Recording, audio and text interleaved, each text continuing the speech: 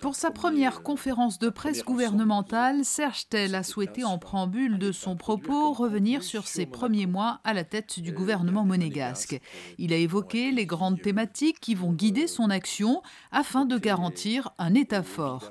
Sécurité des Monégasques, négociations avec l'Union européenne, préoccupations pour les questions environnementales, garantir des finances publiques saines tout en s'ouvrant sur le monde sont les maîtres mots.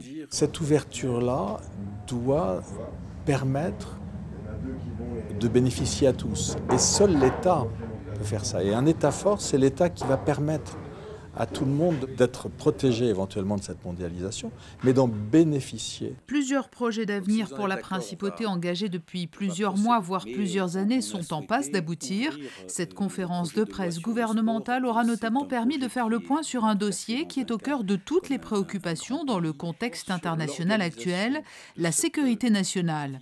Un projet de loi portant sur cette question devrait être à l'ordre du jour des prochaines séances du Conseil national.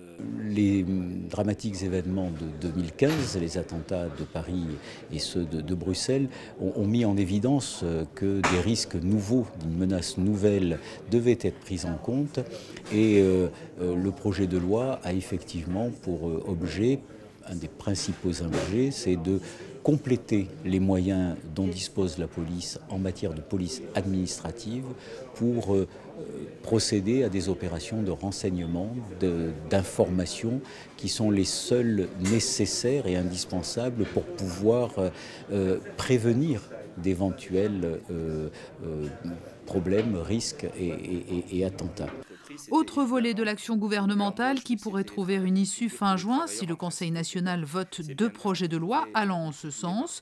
Le télétravail pourrait être mis en place dès l'automne prochain pour des salariés français. Si l'on prend la moyenne européenne du télétravail, entre 15 et 20% des salariés, on peut penser effectivement que 7 à 10 000 travailleurs pourront être concernés, soit par des transformations de leur contrat de travail actuel en télétravail, soit par des créations de postes. Moi, je vois beaucoup de chefs d'entreprise, notamment dans les PME, qui n'ont pas d'espace aujourd'hui pour engager.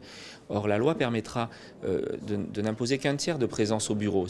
Dès la semaine prochaine, ce sont les négociations avec l'Union européenne qui vont se poursuivre très concrètement avec le déplacement à Bruxelles d'une délégation monégasque.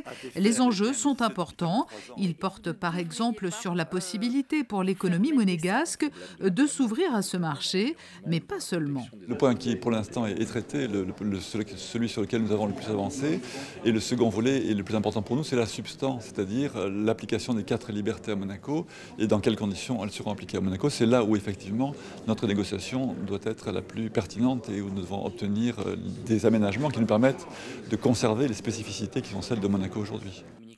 À noter les bons chiffres budgétaires enregistrés depuis le début de l'année 2016 avec entre autres un excédent de recettes de l'ordre de 14 millions d'euros, l'arrivée d'une nouvelle application sur smartphone destinée à contribuer à l'attractivité du pays.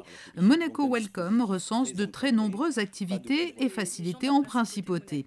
Enfin, l'annonce de la distribution prochaine de ce sac bleu destiné à pallier la disparition depuis le 1er juin des sacs plastiques de caisse dans tout Monaco, avant une extension en janvier prochain à d'autres sacs plastiques et à l'horizon 2020, plus généralement, à tous les ustensiles plastiques jetables afin de contribuer ainsi à une meilleure protection de notre environnement.